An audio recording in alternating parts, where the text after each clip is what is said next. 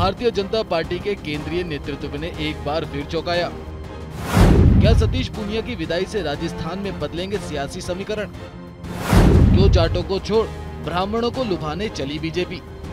राजस्थान में बीजेपी ने अपने प्रदेश अध्यक्ष सतीश पूनिया को उनके पद से हटा दिया है। इसलिए अब राजस्थान में पूनिया की जगह बीजेपी सांसद सीपी जोशी को कमान सौंपी गई है। लेकिन ऐसे में बीजेपी को जाट वोट बैंक का भारी नुकसान झेलना पड़ सकता है, क्योंकि सतीश पूनिया जाट समुदाय से आते हैं। ऐसे में जाटों की नाराजगी भारी पड़ सकती है। इसके अलावा आपको बता दें कि राजस्थान में ओबीसी समुदाय का बड़ा वोट बैंक है, जिसमें लगभग 91 जातियां आती हैं, जो राज्य के कुल मतदाताओं का लगभग 52% वोट बैंक बनाती हैं। और सतीश पूनिया स्वयं ओबीसी जाट समुदाय से आते हैं, इसलिए उन्हें हटाने से ओबीसी समुदाय के बीच नकारात्मक संदेश जाने की पूरी उम्मीद है, जिसका खामियाजा बीजेपी को चुनावी साल में उठाना पड़ सकता है। अब ऐसे में सवाल उठता है कि बीजेपी क्यों चुनावों से पहले इतना बड़ा रिस्क लेने को तैयार है, जबकि प्रदेश अध्यक्ष के तौर पर सतीश पूनिया का कार्यकाल बेहतर रहा है। सतीश पूनिया के नेतृत्व में भाजपा ने कई राजनीतिक कार्यक्रम चलाए, जो काफी सफल रहे।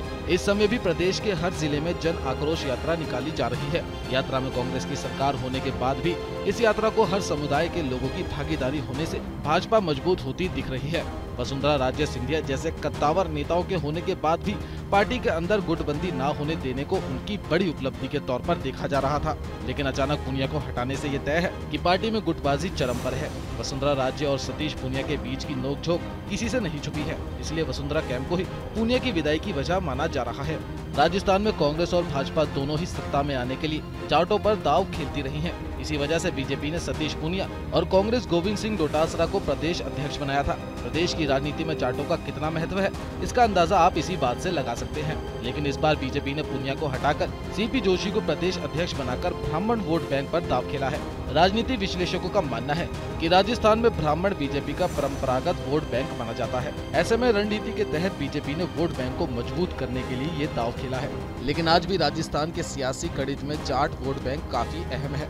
वैसे तो जाट वोटर केवल 12 से 14% ही हैं, लेकिन ये वोट एक साथ एक ही जगह पड़ते हैं और इसी वजह से भाजपा अध्यक्ष अमित शाह का सबसे ज्यादा फोकस इन्हीं जाट मतदाताओं पर है। अब इन सब पर सतीश पूनिया ने भी ट्वीट कर अपनी प्रतिक्रिया दी है, जिसमें उन्होंने कहा, मैं पार्टी का आभारी हूँ कि मेरे जैसे साधारण किसान के घर में जन्मे कार्यकर्ता को 3 सालों तक जिम्मेदारी देकर सम्मान दिया गया। इन 3 सालों में संगठनात्मक रचना और आंदोलन के द्वारा पार्टी को पूरी ताकत से धरातल पर सक्रिय करने में योगदान दे पाया।